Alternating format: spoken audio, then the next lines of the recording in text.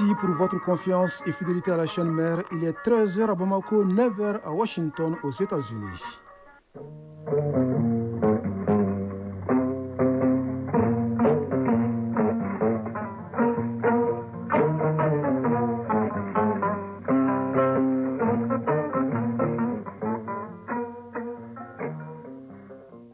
Le journal Bourama Traoré. Mesdames et messieurs, bonjour et bienvenue dans la deuxième édition de Mali Actualité, les titres. Bamako accueille depuis hier les chargeurs des pays de l'AES. Ensemble, ils harmonisent leurs textes et les adaptent aux enjeux du moment avec une volonté commune de promouvoir le développement économique de l'espace sahélien. Un nouveau manuel pour appuyer la lutte contre la corruption et la délinquance financière. Dans le viseur, les étudiants et les élèves fonctionnaires afin qu'ils soient de véritables acteurs de lutte contre cette hémorragie financière. 6 000 soldats rwandais étaient sur le sol congolais entre janvier et mai 2025. C'est ce que révèle le rapport d'un groupe d'experts des Nations Unies publié hier. Le document cite les noms de plusieurs hauts responsables rwandais directement impliqués dans les opérations. Le président américain accueille le 9 juillet prochain à Washington 5 dirigeants du continent pour un sommet.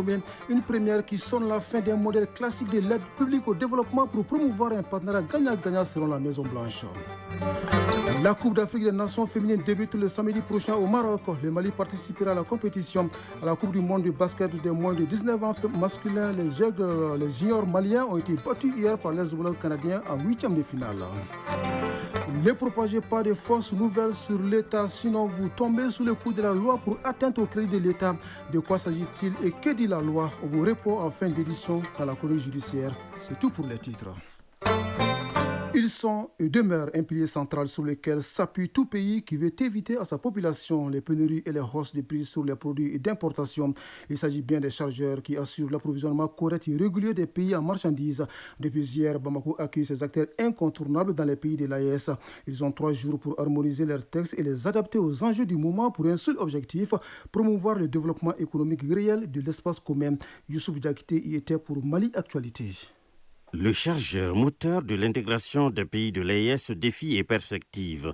Voilà la thématique débattue pendant les 3 jours de la rencontre par les experts de la Confédération. L'objectif, c'est pour harmoniser les différentes initiatives allant dans le sens de la croissance économique de l'espace.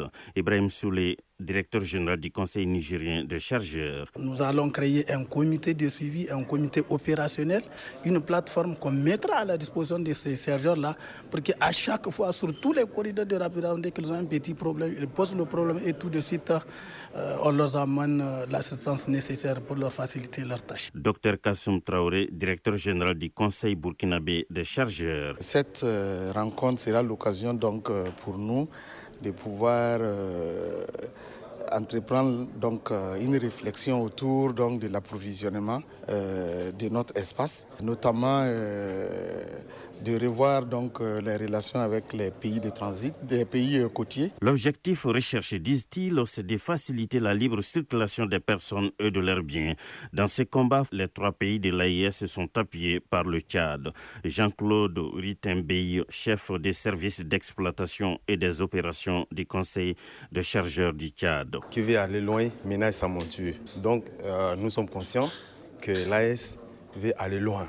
C'est pourquoi les conseils de chargeurs ont convoqué cette réunion aujourd'hui pour pouvoir ensemble scruter les voies et moyens pour pouvoir travailler en étroite collaboration qui va aussi promouvoir le développement économique réel de l'espace. Baki Siman Sila, président du Conseil malien de chargeurs. En 2011. Après 2011, nous les chargeurs, nous avons commencé à fédérer les efforts pour faciliter la libre circulation des personnes et de leurs biens.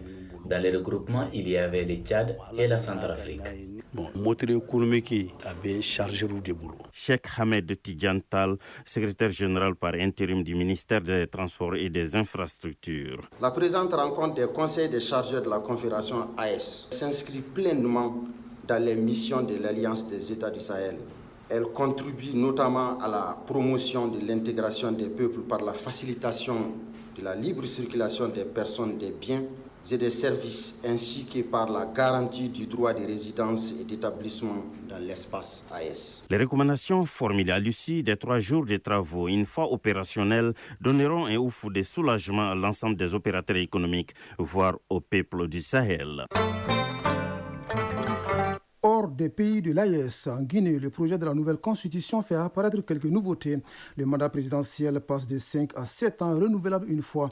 Le texte autorise des candidatures indépendantes à l'élection présidentielle. Autre nouveauté, la création d'un Sénat et d'une Cour spéciale de justice de la République chargée de juger les chefs de l'État et les ministres pour des faits de haute trahison.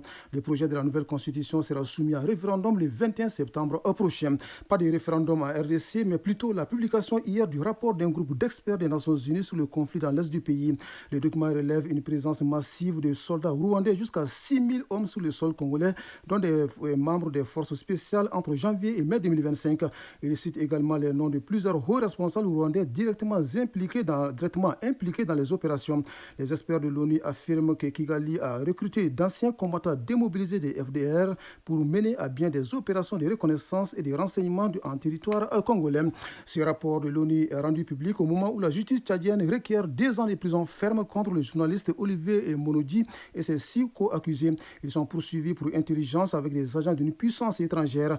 La justice a rejeté leur demande de remise en liberté provisoire avant d'examiner le fond de l'affaire. Quant aux avocats, ils ont insisté sur la nullité de la procédure concernant les 4 journalistes, estimant que les faits qui leur sont reprochés relèvent du droit de la presse. De la justice à la sécurité, pour signaler qu'un hélicoptère militaire de la mission de l'Union africaine en Somalie s'est écrasé hier à l'aéroport international de Mogadiscio, faisant au moins 3 morts. L'appareil qui transportait 8 personnes avait décollé de la base de Bali Dogol dans la région des Basses Sabel avant de chuter brutalement. Le directeur général de l'autorité de l'aviation civile de Somalie a indiqué qu'une enquête était en cours pour évaluer l'ensemble des pertes humaines et les dégâts matériels. Sécurité toujours, mais sur le volet et santé, la souche hautement pathogène H5N1 de la grippe aviaire a été récemment détectée dans des exploitations agricoles en Afrique du Sud. L'information a été confirmée hier par l'Organisation mondiale de la santé animale basée à Paris. Il s'agit des premiers foyers identifiés dans le pays depuis septembre 2024. Ces nouveaux cas surviennent alors que le secteur avicole sud-africain tente péniblement de se relever d'une épidémie survenue en 2023 qui avait conduit à l'abattage d'environ un tiers du cheptel national de volailles. L'Afrique du Sud, qui fait face à la grippe aviaire, ne figure pas parmi les pays invités aux États-Unis. Le président Donald Trump accueille le 9 juillet prochain à Washington ses homologues du Gabon, de la Guinée-Bissau, du Libéria, de la Mauritanie et du Sénégal pour un sommet qui est perçu comme la première initiative africaine de son second mandat. Au menu de ces rendez-vous, les enjeux de sécurité régionale et les opportunités économiques pour les États-Unis en Afrique, notamment dans le secteur des mines. Fini le modèle classique de l'aide publique au développement et place aux partenariats commerciaux gagnant-gagnant, selon un responsable de la Maison-Blanche. Retour ici au Mali. Quand l'intérêt d'une action est bien compris, l'adhésion se fait sans grande difficulté. Le PMI Mali nous donne la preuve. Il y installe 1250 nouveaux lampadaires solaires à Bamako en soutien aux œuvres sociales du président de la transition. La motivation réelle est de contribuer à éclairer certains axes très fréquentés de la capitale et à lutter contre l'insécurité. D'autres détails dans ce compte rendu signé Ibrahim Kaoukonati.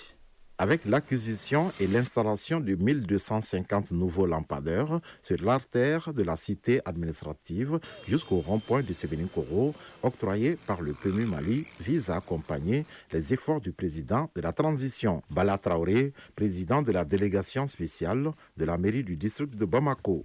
La mise à disposition de la mairie de 1250 nouveaux lampadaires solaires destinés à l'artère cité administrative jusqu'au rond-point sortie Sébenikoro vient s'ajouter à l'éclairage par les œuvres présidentielles des 3 ponts, des axes Monument de la Paix, aéroport Moribo Keïta, Square Lumumba, Patrice, via le pont des Martyrs, axe Missabougou, Carré des Armées et l'axe Touroukorobougou, Kalabankoro. Fasseri Doumbia, directeur général du PMI Mali. C'est une contribution qui va permettre d'améliorer le dispositif de sécurité, d'améliorer la sérénité et de faire en sorte que les populations bénéficiaires, tous les usagers qui vont passer par cette voie puissent mener convenablement leurs activités socio-économiques. Ces lampadaires solaires permettront de renforcer la sécurité nocturne et d'améliorer les conditions de vie des populations. Aminata Djenepo, vendeuse. Aujourd'hui, on peut dire Alhamdulillah. Sinon, auparavant, à cause de l'obscurité, on avait même peur de rester dehors, dû à l'insécurité et trop d'accidents aussi. Agibou Dambélé, conseiller spécial du président de la transition, chargé des œuvres sociales. Le président de la transition l'a dit et le répète chaque fois, il appelle les Maliens, tous les Maliens à se donner la main autour du Mali. Aujourd'hui, nous félicitons Premier Mali, nous les remercions et on répète encore et appelle d'autres entreprises à montrer qu'elles sont des entreprises citoyennes à participer au développement du Mali. Lancée depuis 2024, cette opération figure parmi les priorités du président de la transition. Oui, autre priorité du président de la transition, c'est la bonne gestion des finances publiques et la lutte contre la corruption. Un nouveau manuel est désormais disponible et qui pourrait aider les pouvoirs publics à combattre les phénomènes. Il est le fruit de la réflexion d'un groupe d'experts nationaux et étrangers. Les manuels ciblent particulièrement les étudiants et les élèves fonctionnaires afin qu'ils soient des véritables acteurs de lutte contre l'hémorragie financière au Mali. La présentation du document avec Inaba. Le manuel de 70 pages a été élaboré par un groupe pluridisciplinaire d'universitaires et de praticiens. L'ouvrage est créé dans le cadre de la mise en œuvre du projet de lutte contre la corruption et pour la bonne gestion des finances publiques pour la JFP. Ourikone, experte. Mon message, c'est vraiment d'inviter les jeunes, les étudiants, les chercheurs à chercher à lire ce manuel afin d'améliorer leur compréhension de la gestion des finances publiques, de ses liens avec la corruption et des mécanismes qui existent pour pouvoir réduire et lutter efficacement contre la corruption. Ce manuel, de par sa présentation, est accessible au grand public, société civile, universitaires publics et privés. Senja Bod, représentante résidente de la Fondation Friedrich Ebert. Au Mali, la FES s'engage activement sur les questions de justice sociale, de formation politique, de participation citoyenne et de la lutte contre la corruption. Lancé en mars 2023, le projet PROLAC GFP a pour objectif de sensibiliser particulièrement les jeunes, les étudiants et les membres de la société civile aux enjeux de la corruption et à l'importance d'une gestion transparente et responsable des finances publiques. Thomas Eker, ambassadeur de la délégation de l'Union européenne au Mali. Bonne gouvernance, pour moi, est un concept beaucoup plus précis en ce qui concerne les choses qui sont importantes pour construire une société qui résiste à toutes les lacunes et les défauts qu'on trouve. C'est très important de viser les jeunes, les étudiants qui sont des multiplicateurs en particulier, mais aussi les autres. Je veux juste pour rappeler qu'on a contribué avec un financement d'1 million d'euros à cet exercice. Selon les experts, la corruption touche aussi bien le public que le privé. C'est pourquoi le manuel sera distribué gratuitement dans les universités et les bibliothèques pour les besoins de recherche.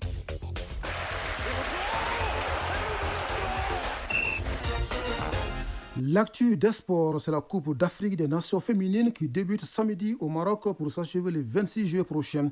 Le Mali participera à la compétition à la Coupe du monde de basketball des moins de 19 ans masculins.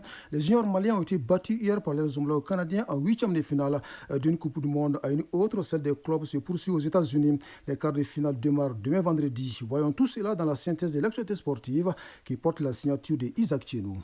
Coupe du monde des clubs. Le coup d'envoi des matchs de quart de finale sera donné ce vendredi à 19h temps universel avec une confrontation alléchante entre le champion de la Copa Libertadores, Fluminense, et le représentant asiatique Al Hilal. La journée du samedi sera particulièrement chargée.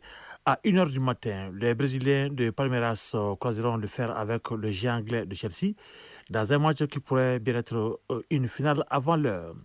Plus tard, dans la journée, à 16h, temps universel, le Paris Saint-Germain affrontera le Bayern Munich dans un choc européen très attendu, tandis que le Real Madrid, autre poids lourd du continent, défiera le Borussia Dortmund à 20h, temps universel, pour clôturer cette série des quarts de finale. Et la Confédération africaine de football a dévoilé hier le nouveau trophée de la Coupe d'Afrique des Nations féminines Maroc 2024. Inspiré directement du trophée emblématique de la CAN masculine, ce nouveau design va bien être au-delà d'une simple récompense. Il incarne une célébration de l'égalité, de l'unité et de l'excellence. À travers ce trophée, la CAN féminine affirme une conviction puissante. La grandeur du football dépasse les genres. Son esthétique emblématique présente des pédales identiques s'élevant en spirale, chacun représentant une nation participante. Ensemble, ils forment la silhouette d'une fleur en pleine éclosion, symbole intemporel de la croissance, d'émancipation et de beauté. Une image qui illustre parfaitement le parcours du football féminin africain et la force vibrante de ses athlètes. Du cœur de cette structure florante émerge une sphère dorée discrètement texturée comme un ballon de football.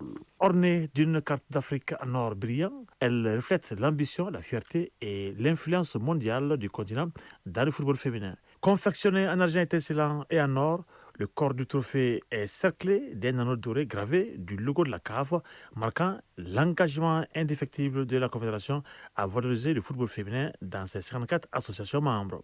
Sa base en marbre blanc immaculé repose sur des lignes dorées raffinées et porte le nom de la compétition en lettres d'or, ancrant ainsi l'héritage de la CAN féminine dans le riche patrimoine sportif de l'Afrique. Le Mali est qualifié pour cette phase finale et la compétition commence au samedi et pour prendre fin le 26 juillet prochain. Le match d'ouverture opposera le pays hôte, le Maroc, et la Zambie à 20h anniversaire au stade olympique de Rabat. Le Mali est logé dans le groupe C en compagnie de l'Afrique du Sud, du Ghana et de la Tanzanie. Pour ce qui est du football féminin sur le plan national, la deuxième journée de la phase candidature de championnat national de première division se jouera ce jeudi.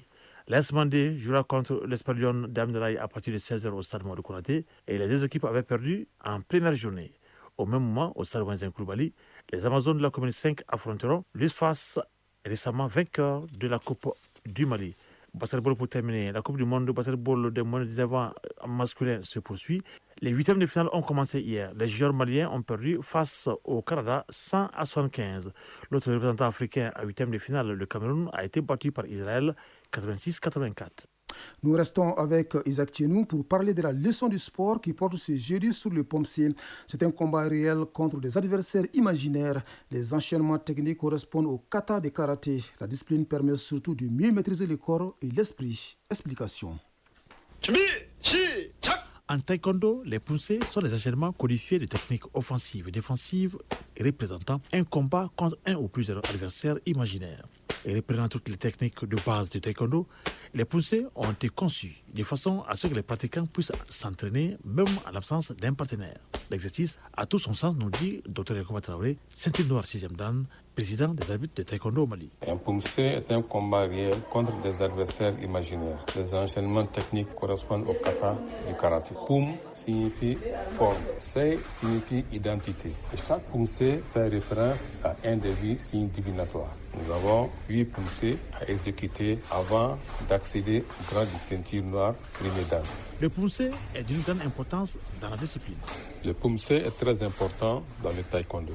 Pour prétendre à la ceinture noire premier dan de taekwondo, le pratiquant doit connaître les 8 premiers poussés de la famille des taïgok poussés. Ainsi, à chaque grade correspond un poussé. Les poussés sont donc des bases martiales de la discipline et l'essence même du taekwondo. C'est là où les différentes techniques d'attaque et de défense se trouvent. Le poussé est le deuxième type de combat qui organise le taekwondo, nous précise Dr Yacoub Traoré. Le deuxième type de compétition qu'organise le taekwondo mondial est la compétition de poussé. Peuvent se présenter à une compétition de poussé les catégories d'âge suivantes: les cadets, les juniors, les seniors, les 50 ans et plus. Les compétitions s'organisent individuellement. Donc nous avons les catégories individuelles d'hommes et de femmes. Nous avons également des couples qui peuvent compétir, c'est-à-dire des pères, hommes et dames. Le président des arbitres de taekwondo au Mali nous donne des précisions sur les débuts des compétitions de poussé dans notre pays. Au Mali, les compétitions de poussé ont débuté en 2018, après la formation des arbitres nationaux. En 2019, une catégorie d'âge a été initiée au championnat national, c'est la catégorie 41 à 50 ans. Dans la pratique traditionnelle, le poussé est un travail de perfectionnement. Il permet de développer la force et la concentration, mais aussi l'équilibre, la vitesse, l'endurance et la détermination. Chronique judiciaire. Attention, si vous propagez de fausses nouvelles sur l'État, vous encourez de gros risques puisque vous tombez sous le coup de la loi pour atteindre au crédit de l'État. C'est un délit qui consiste à répandre sciemment dans le public des allégations mensongères susceptibles de remettre en cause directement ou indirectement la confiance dans la solvabilité financière de l'État notamment, et des dispositions légales existent contre les auteurs de cette pratique. On en parle dans la chronique judiciaire en rediffusion avec Garibou Pérou. À la fois financière et morale, l'atteinte au crédit de l'État est un préjudice. Le mot crédit signifie ici la relation de confiance entre l'État, qui est une personne morale de droit public, et le justiciable, une personne physique.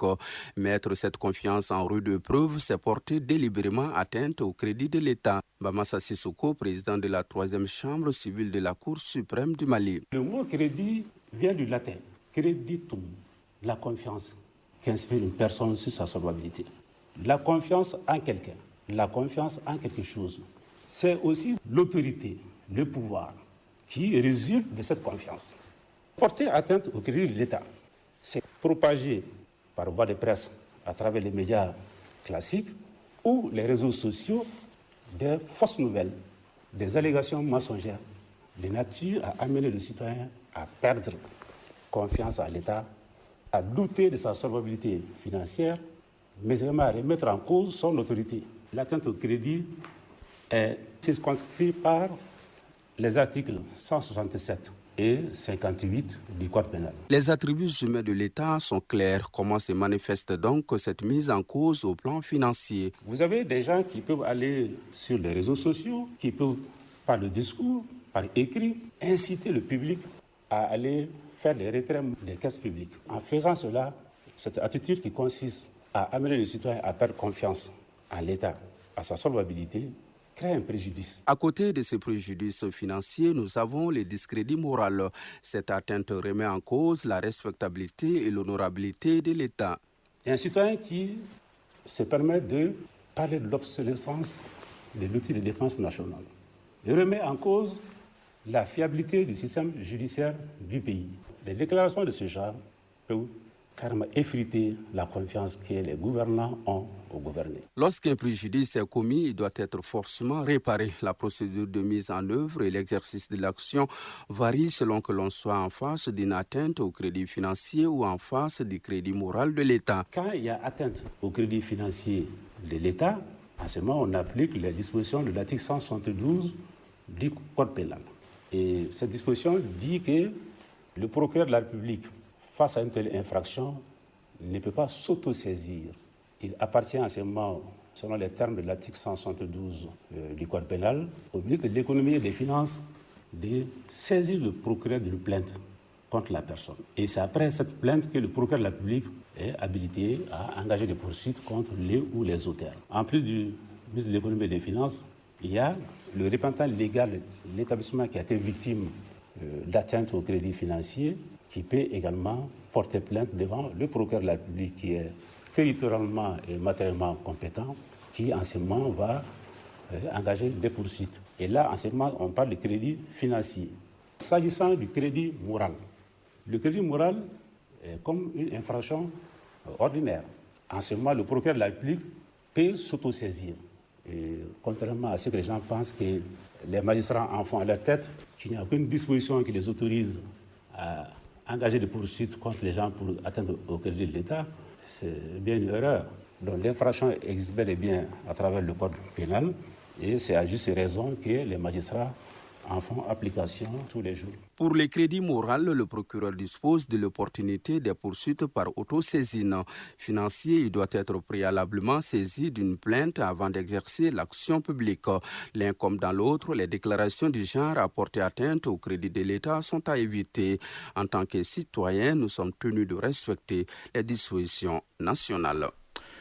Ainsi va l'actualité en ce jeudi 3 juillet 2025. Cette tranche d'information vous a été servie par Abse Traoré et Ousseini Sissoko à la mise en onde, Badi Touré à la mise en ligne et au micro Brahma Traoré.